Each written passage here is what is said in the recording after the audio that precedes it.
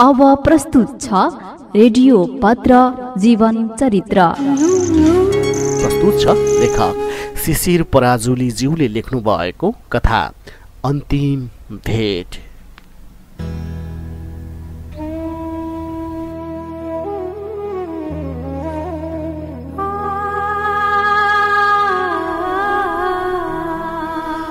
Phone राख्ने बित्तिकै म सरासर तयार भएँ। नाकाबन्दीको बेला थियो, त्यसैले बाइकमा पेट्रोल थिएन। एक हप्ता अगाडि दिनभरि लाइन बसेर बल्ल बल्ल 1 लिटर तेल हाल्ने मौका पाएको थिएँ। त्यो तेल पनि हिजै सकियो। हतार भएको बेला बाइकमा जान पाइएन। घर बाहिर निक्सेर ट्याक्सीलाई खोजेँ। एकैछिनमा एउटा ट्याक्सीलाई भेटाएँ। भाडामा किचकिच नगरी सिधै टिचिङ हस्पिटलतर्फ ट्याक्सी लग्न भने। बाटोभरि दिमागमा अनेक थरी सोचहरू आए। करिब 20 मिनेटमा म हस्पिटल पुगेँ। हस्पिटल लगेर आफूलाई अघि आएको फोन सम्झेँ। अनि म हस्पिटल पुगेपछि म आफूलाई अघि आएको फोन सम्झिरहेको थिएँ। इमर्जेन्सी कक्षमा जिया भर्ना भएकी छे। छिटो टिचिङ हस्पिटल आइहाल। यति आवाज आएर फोन काटिएको थियो। अघि के भयो, कसरी भयो, मलाई केही थाहा थिएन। म त जिया इमर्जेन्सीमा छ भन्ने कुरा सुन्ने बित्तिकै हस्पिटलतर्फ हानिएको थिएँ। हस्पिटल पुगेर अघि फोन आएको नम्बर कल गरेँ। ती फोन गर्ने महिला मलाई लिन आइन्। ती महिला अरू कोही नभएर जियाकै मिल्ने साथी रहेछन्। उनीबाट थाहा भयो कि जियाले त विष खाएको रहेछ। विष खाएको कारण हस्पिटलमा भर्ना भएकी रहेछन्। कारणबारे सबैजना अनजान थिए। तर म उसको साथीसँग ऊ भर्ना भएको कक्षामा गएँ। म घोसे मुन्टो लगाएर त्यस कोठामा छिरे। बेडमा मेरो जिन्दगी पल्टिरहेको रहेछ। म घोसे मुन्टो लगाएर इमर्जेन्सी कोठामा छिरे। तर इमर्जेन्सी कोठाभित्र त बेडमा मेरो जिन्दगी पल्टिरहेको रहेछ। भारी मन लिएर म नजिक गएँ। ऊ मृत्युसँग लड्दै थिए। लडाईको कारण फेरि ऊ आफै थिए। मेरा आँखाबाट हसारे झरीसरी एक नासले आँसु बर्सिन थाले। कृत्रिम अक्सिजनको सिलिन्डरबाट निस्किएको पाइप उसको नाक र मुख छोप्ने एउटा मास्कमा जोडिएको थियो र हातमा रगतको स्ल्यान पानीको सियो गुजारिदिएका थिए। उसको हालत अत्यन्तै दयनीय थियो। म उसको नजिक गएर हात समाते।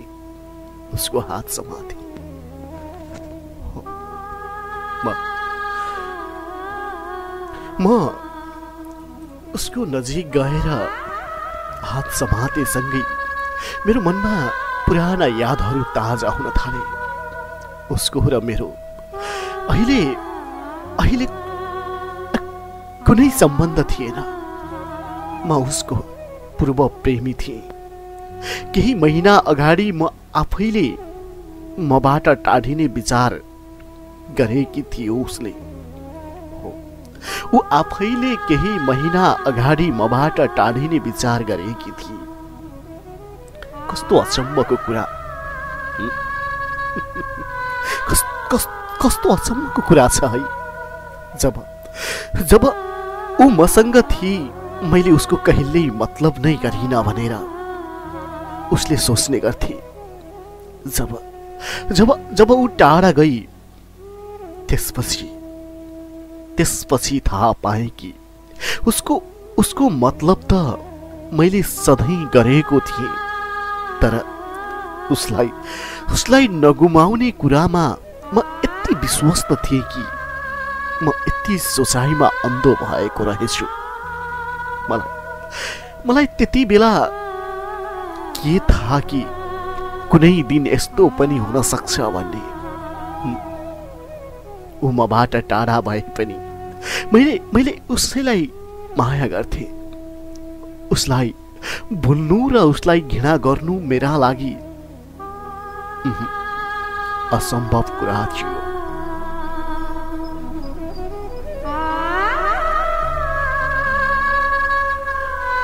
उसको अनुहार हेर्दा मलाई उसको दुवै गालामा पर्ने डिम्पलको याद आयो।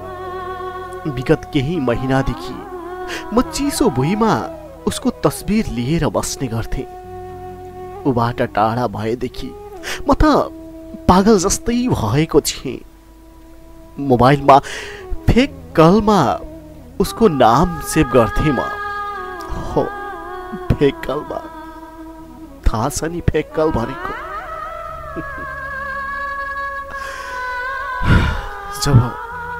जब एक्लै हुन्थे नि, अनि म त्यही फोनमा एक्लै बोल्न थाल्थे। त्यही फेक कलमा जुन फोन कल आफैलाई हाने जस्तै गरी मोबाइलमा आउँछ। हो, उसको मुस्कुराएको तस्बिर हेरेर म खुसी हुन्थे। उसको अनुहार हेर्दा मलाई पुराना यादले झलझली सताइरहेको थियो। उसँग हुँदाका ती मीठा पलहरू सम्झिँदै थिएँ म। ऊ भने गहिरो निद्रामा छे जस्तो लाग्थ्यो। हो, ऊ मेरो साथमा हुँदा म पनि यसरी नै गहिरो निद्रामा सुत्ने गर्थेँ। तर ऊ टाढिएदेखि मेरो निद्रा नै सुतिसकेको थियो। हो, साँच्चै ऊ मेरो साथमा हुँदा म पनि यसरी नै गहिरो निद्रामा सुत्ने गर्थेँ। तर ऊ टाढिएदेखि मेरो निद्रा नै सुतिसकेको थियो। उसले आँखा खोल्छ कि भन्ने आशामा म बसिरहेको थिएँ। तर उसले आँखा खोल्दै खोलिन। आजकल मैले गर्ने सबै कार्यहरू उसँगै जोडिन पुग्थे। चाहे म गीत सुनु अथवा कतै बाहिर निस्कु, कुनै केटी देख्ने बित्तिकै मलाई उसको यादले सताइहाल्थ्यो। कतै घुम्न जाउँ, त्यहाँ पनि उसको याद आइहाल्थ्यो। उसले पनि साथ छोडे पनि उसको यादले मेरो साथ छोडेको थिएन। तर उसले भने अहिले आएर संसारलाई नै छोड्ने निष्कर्षमा पुगेकी रहेछ।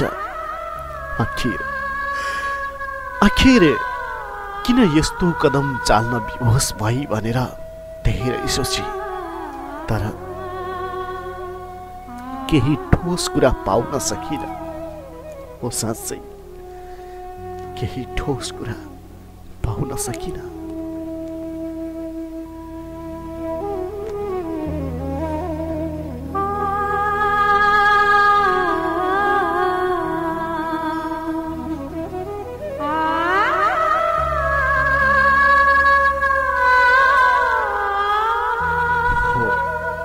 उसले भने अहिले आएर संसारलाई नै छोड्ने निष्कर्षमा पुगेकी रहेछ। आखिर ऊ किन यस्तो कदम चाल्न विवश भई भनेर धेरै सोचे। तर केही ठोस कुरा पाउन सकिन। मेरा आँसु झैं अझै रोकिएका थिएनन्। अनि न त उसका यादहरू नै रोकिएका थिए, हुन त अरू दिन पनि मेरो हालत यस्तै त थियो नि। उसको यादमा कति रोए, कति आँसु भदौरे भेल सरी बगे, त्यसको त कुनै लेखा जोखा नै छैन। सबै कुरा हिजोकै हुन् जस्तो लाग्थ्यो। कसरी यतिसम्म बितेछ पत्तै भएन। मैले उसको हात समाएको हिजो हो जस्तै लाग्छ, तर हात समातेर उसको आँखामा आँखा राखेर हेरेको पनि त हिजै हो जस्तो लाग्छ। यसरी हात समात्दा उसले लजाएर छोड्न मेरो हात फेरि कसैले देख्छ भनेको पनि त हिजै हो जस्तो लाग्छ। सबै कुरा हिजो भए जस्तै लाग्छ। उसले यस्तो भन्दा मलाई माया गर्छ होइन, फेरि के को डर भनेर मैले भनेको पनि हिजो हो जस्तै लाग्छ। हो, उसँग हुँदा म अत्यन्तै खुसी हुन्थे, तर कसको नजर लाग्यो कुन्नी मेरो खुसीमा? मेरो खुसी मबाट छिनिएकी छ। हो, कसको नजर लाग्यो कुन्नी मेरो खुसीमा? मेरो खुसी मबाट छिनिएकी छ।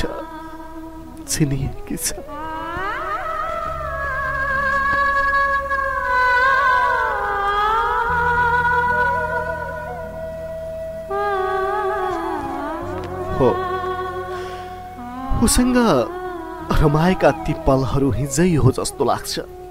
अनि उसको हात मैले समाउँदा छोड्न कसैले देख्छ भनेको पनि त हिजै हो जस्तो लाग्छ। एलाटी, मलाई माया गर्छौ नि होइन, फेरि के को डर? मैले उनलाई सम्झाउँदा यो पनि त हिजै हो जस्तो लाग्छ। उनी साथमा हुँदा म अत्यन्तै खुसी हुन्थे, तर कसको नजर लाग्यो कुन्नी मेरो खुसीमा? मेरो खुसी मबाट टाढिएकी छ। यस्तै कुरा सोचिरहँदा अचानक एउटा मेसिनबाट आवाज आउन थाल्यो। हो, म त उनी सिकिस्तै भएको र उनी भर्ना भएको अस्पतालको इमर्जेन्सी बेडकै छेउमा छु नि। मैले मनमा धेरै कुराहरू खेलाइरहँदा अचानक एउटा मेसिनबाट आवाज आउन थाल्यो। तलमाथि गरिरहेका केही धर्काहरू बिस्तारै स्केलले तानेको लकीर जस्तै हुन थाले। मैले चाल पाइहाले कि के गरौँ र कसो गरौँ। मलाई यस्तै भयो। डाक्टर बेसरी म चिच्याउन थाले। हल्लाखोर मचियो।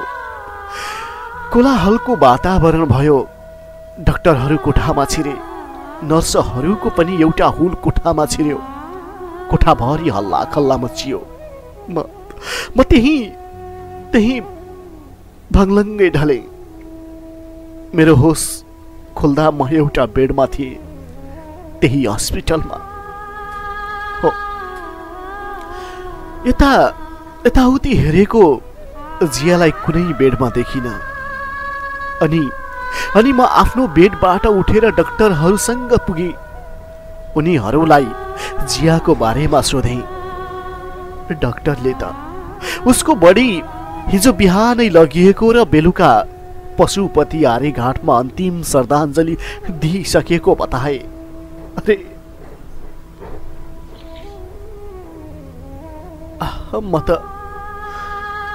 त छाँगाबाट खसे जस्तै भए। म 2 दिनदेखि बेहोस रहेछु। 2 दिनदेखि म त बेहोस रहेछु। यो सुनेर म छाँगाबाट खसे जस्तै भए। रोएँ, कराएँ, चिच्याएँ, तर मेरो चिच्चाहाट सुन्ने कोही भएन। हो, ऊ यस संसारलाई छोडेर गइसकेकी थिए। उसलाई यस संसारबाट किन छिनियो? किन यस्तो सजाय पाउँदै थिएँ म? यस्तै प्रश्नहरूले मलाई घेरिरहेको थियो। उसलाई मैले त अब कसरी भुल्न सक्छु र?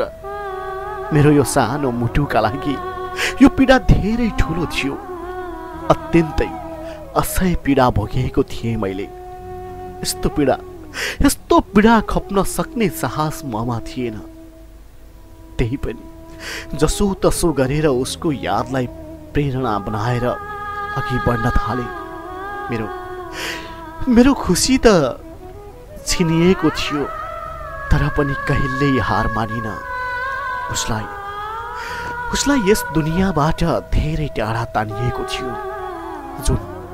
जुन सत्यसँग हार मान्नुको विकल्प मसँग थिएन। हो,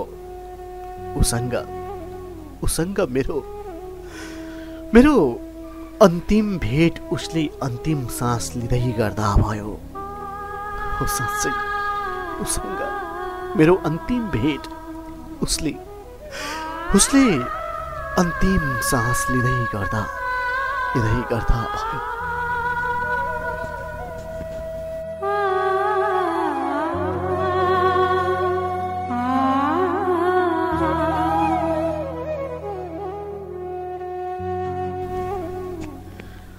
लेखक शिशिर पराजुली।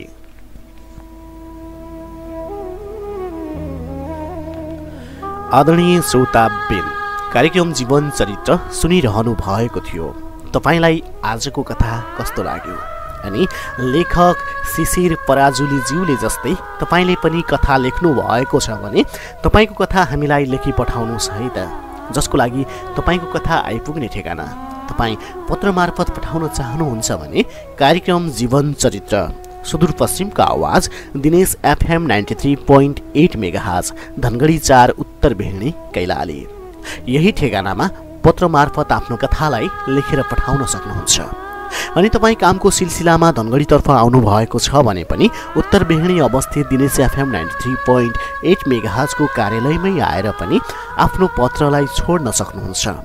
अनि तपाईँ इन्टरनेटको पहुँचमा हुनुहुन्छ भने rj.cra93.8@gmail.com। त्यसै गरी अर्को मेल आइडी radio.dinesfm93.8@gmail.com। यिनै मेल आइडीहरूमा पनि तपाईँका कथाहरूलाई मेल गर्न सक्नुहुन्छ भन्दै आजलाई कार्यक्रम जीवन चरित्रको श्रृङ्खलाबाट विदाईका हातहरू हल्लाउनु पर्ने बेला भइसकेको छ। लौ त श्रोता, दोस्रो शनिबार पुनः तपाईँलाई यसै गरी तपाईँकै वास्तविक जीवनको कथा, तपाईँकै काल्पनिक जीवनको कथा या तपाईँले लेख्नु भएको प्रेमको पत्रलाई संसारैभरि सुनाउनका लागि भनी धनगढीबाट दिनेश FM 93.8 मेगाहर्जको स्टुडियो कक्षसँगै लम्की कैलालीबाट रेडियो जनता FM 89.1 मेगाहर्ज मार्फत उपस्थित हुने बाचासँगै आजलाई भने जीवन चरित्रको यो श्रृङ्खलाबाट विदाईका हातहरू हल्लाउँछु। जाँदै तपाईँ आजको यो कथालाई भोलि हाम्रो आधिकारिक युट्युब च्यानल साहित्य चौतारी मार्फत पनि सुन्न सक्नुहुन्छ भन्दै यतिन्जेलसम्म रेडियो सुनि साथ दिनुहुने तपाईँ सम्पूर्ण श्रोता बिनहरूलाई धेरै धेरै धन्यवाद दिँदै तपाईँकै मनको साथी म चन्द्र थापा पनि दोस्रो शनिबारसम्मको लागि विदाईका हातहरू हल्लाउँछु। तपाईँको यो साता शुभ बितोस्। नमस्कार, शुभरात्रि।